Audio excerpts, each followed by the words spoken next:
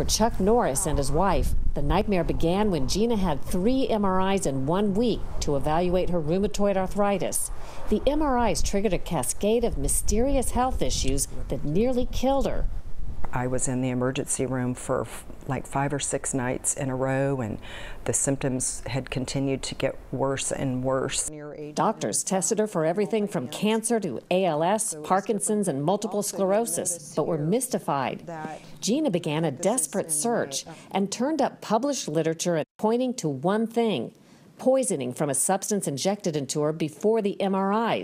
When we got to the hospital in Houston this last time, and I said, I'm only going to be able to tell you this one time, and I need you to listen to me very closely. You took one look at her. What did you see? Well, I saw death in her eyes. Today, a new moon is in the sky, a 23-inch metal sphere placed in orbit by a Russian rocket.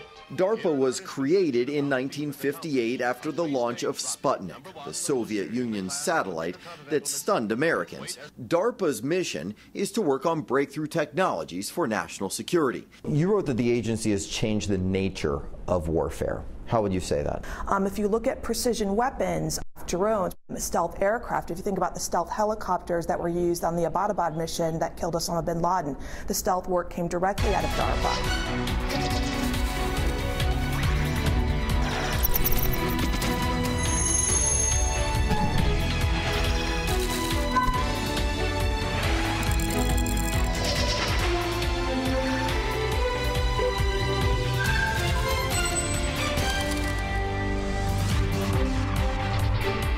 Welcome to Full Measure. I'm Cheryl Atkinson.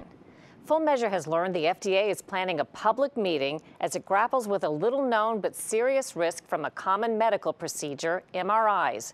The danger comes from an injected chemical agent, a heavy metal called gadolinium, used to enhance the images. Doctors used to think it was quickly expelled from the body. It turns out that's not always the case, and it makes a small percentage of people very sick, as it did the wife of American icon Chuck Norris.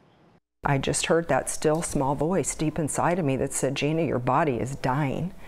And I walked out of the bathroom, and he just took one look at me, and he knew I'm about to lose my wife. You took one look at her. What did you see? Well, I saw death in her eyes. I saw her dying. And I said, you know, I've got to do something. For Chuck Norris and his wife, the nightmare began when Gina had 3 MRIs in 1 week to evaluate her rheumatoid arthritis.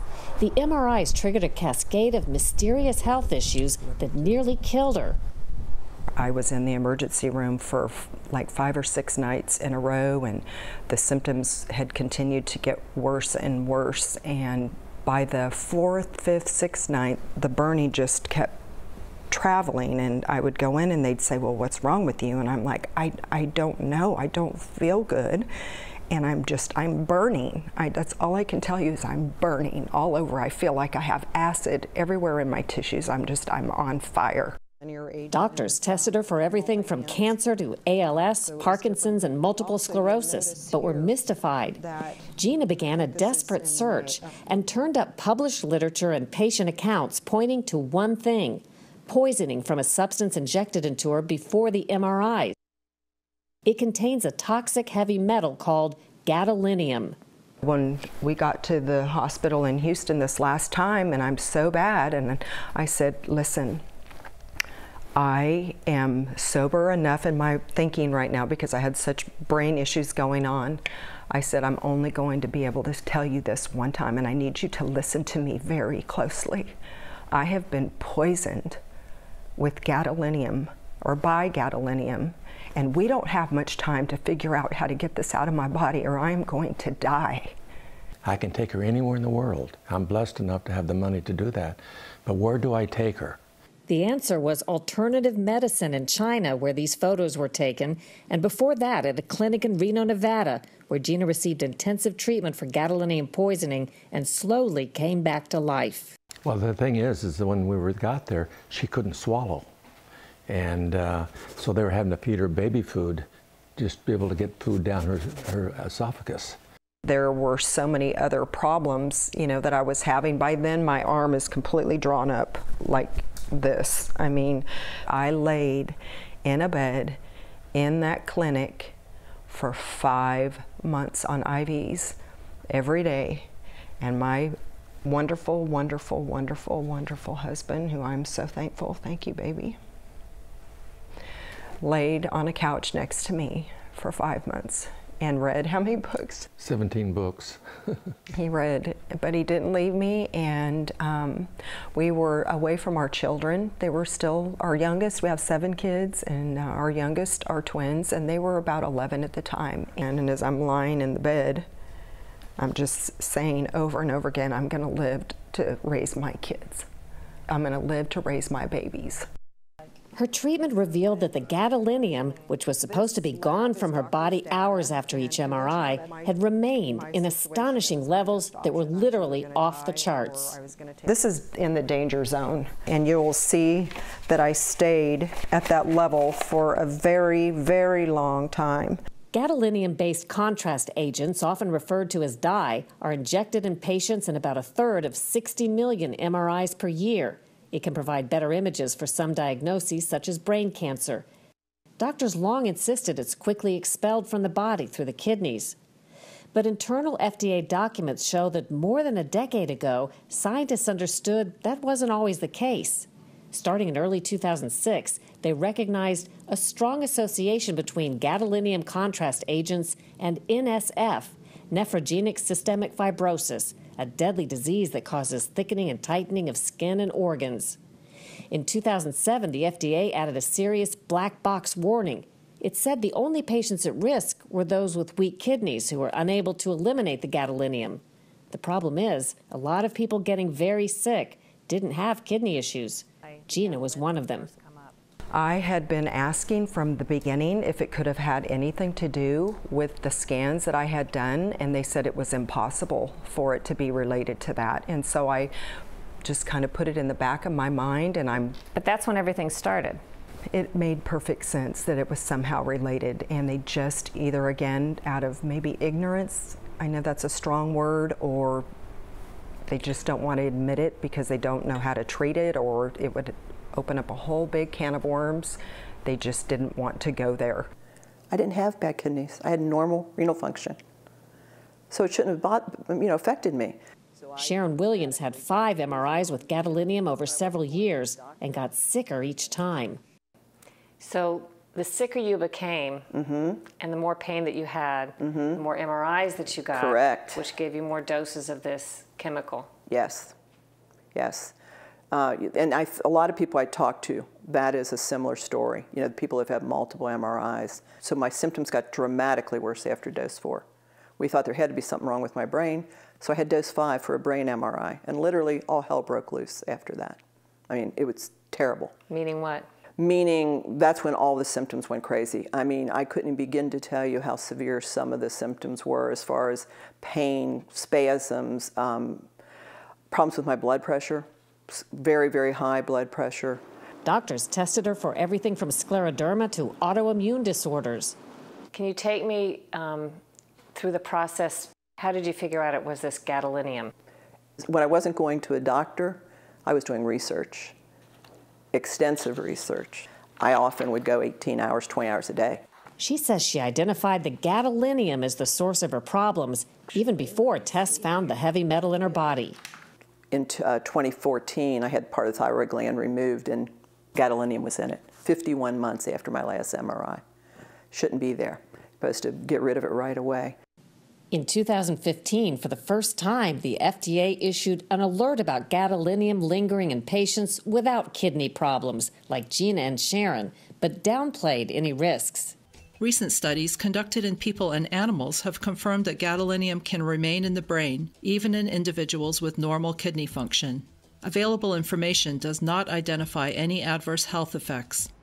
Sharon Williams says the FDA has dragged its feet for too long on what's a known danger for some patients. And I have a whole lot of thickened tissue all across my abdomen, up in my upper legs, things going on, and obviously in my face and that, definitely in my brain. She had 5 MRIs with gadolinium contrast agents and got sicker after each one. Starting in 2012, she began sending the FDA all the research she'd found showing the possible health risks of gadolinium. Over the years, the FDA repeatedly told her it was investigating.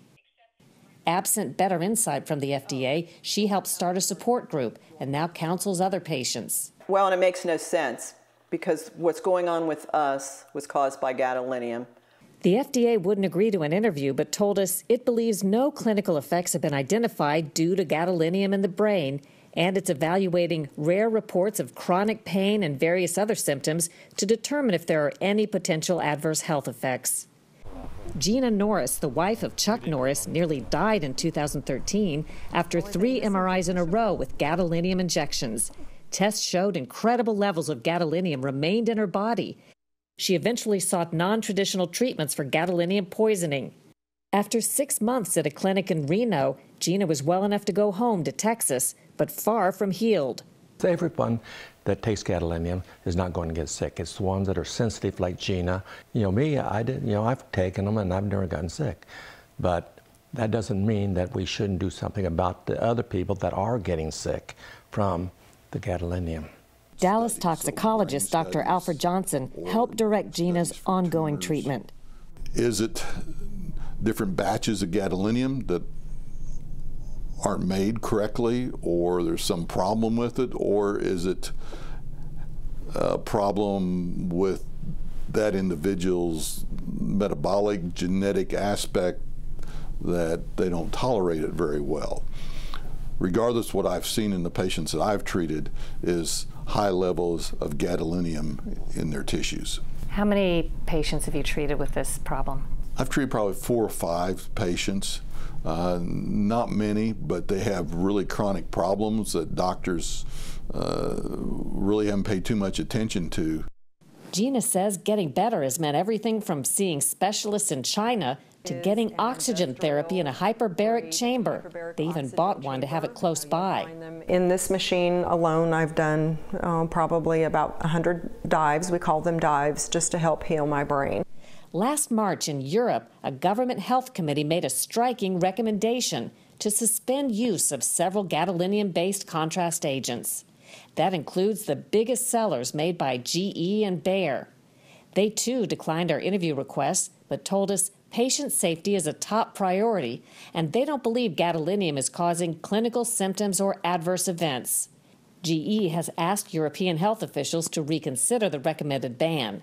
Both companies and the FDA told us the risk-benefit profile for gadolinium products remains favorable. I mean, the person that you see right now was the person that I was before I got sick. And we're talking now, after all of these years, I mean, we're talking many, many years to even get to where I am today. Today, Gina connects with others who have what they believe is gadolinium-induced illnesses after MRIs. Most can't afford the non-traditional doctors and treatments that insurance won't pay for, but made her better. The Norrises shared their tax records, showing medical expenses of $821,000 in 2013, $1.18 million in 2014, and $293,000 in 2015.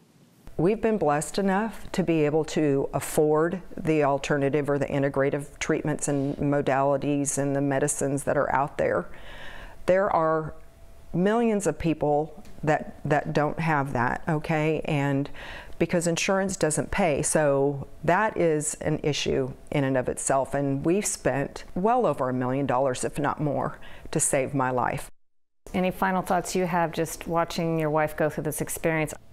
Well, it's the helpless feeling, because I'm a kind of a take charge guy, and then here I have something where I cannot do anything, and it was horrifying, and I just thank God that we were able to weather it and that she did get better, and I got my wife back.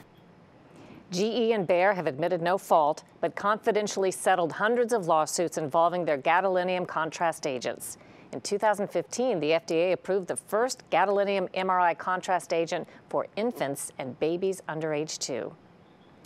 Coming up on Full Measure, amazing inventions that have changed the world and some spectacular failures. Scott Thuman tells us about where some of America's top secret inventions come from. There is a secret science, experiments and inventions the government is working on that you know nothing about. Some are objects of legend and lore, like the experimental flights at Area 51. Some of these dark projects are the work of the military's Defense Advanced Research Projects Agency, or DARPA for short. Scott Thuman sat down with journalist Sharon Weinberger, whose new book pulls back the curtain on some of the most important and harebrained gadgets of all time. Today, a new moon is in the sky, a 23-inch metal sphere placed in orbit by a Russian rocket. DARPA was created in 1958 after the launch of Sputnik, the Soviet Union's satellite that stunned Americans and created the perception that our national security was at risk. It sounds like this is an agency that was built essentially out of panic. Oh, absolutely. Sputnik, to take us back in time, was sort of the 9/11 moment of the time. So if Sputnik was a technological surprise that the Soviets could launch a rocket, then DARPA was supposed to stay ahead of other sort of surprises that could come from the Soviet Union.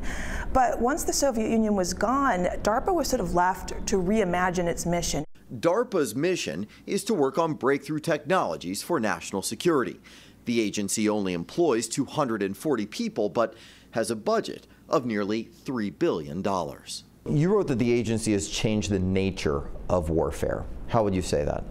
Well, if you look at the way we fight our wars today, things like networked computers that, everything from mission planning to targeting.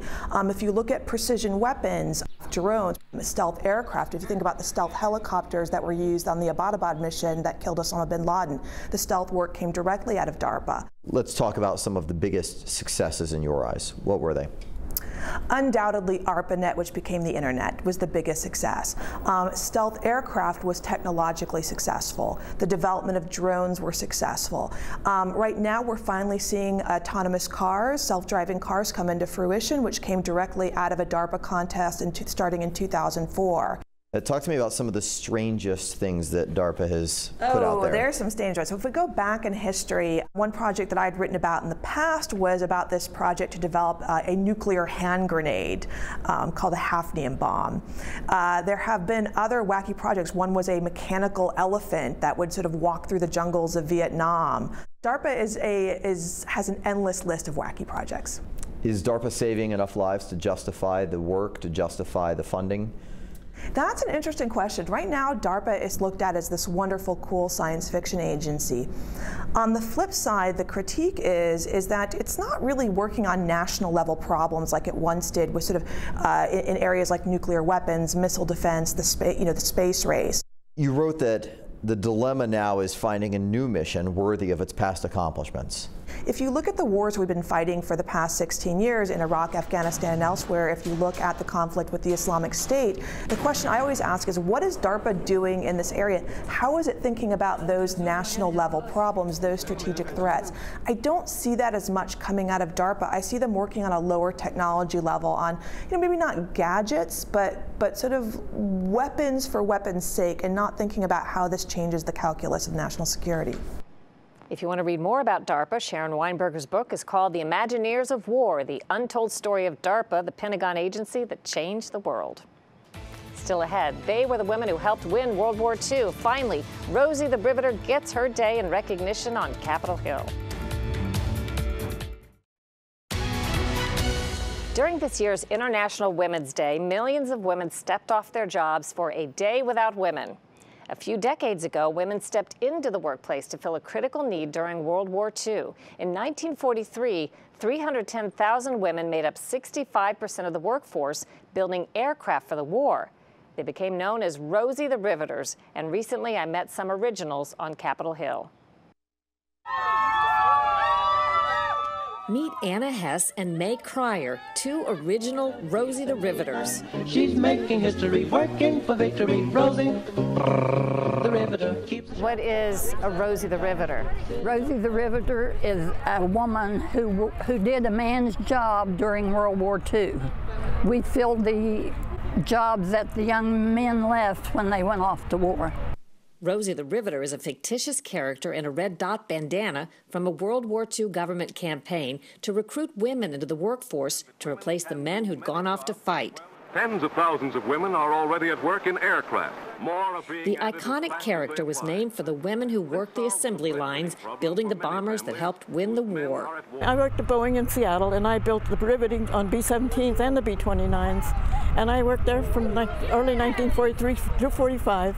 The image of Rosie was popularized by a 1943 Saturday Evening Post Norman Rockwell cover, her name on the lunchbox, and a copy of Hitler's autobiography Mein Kampf at her feet.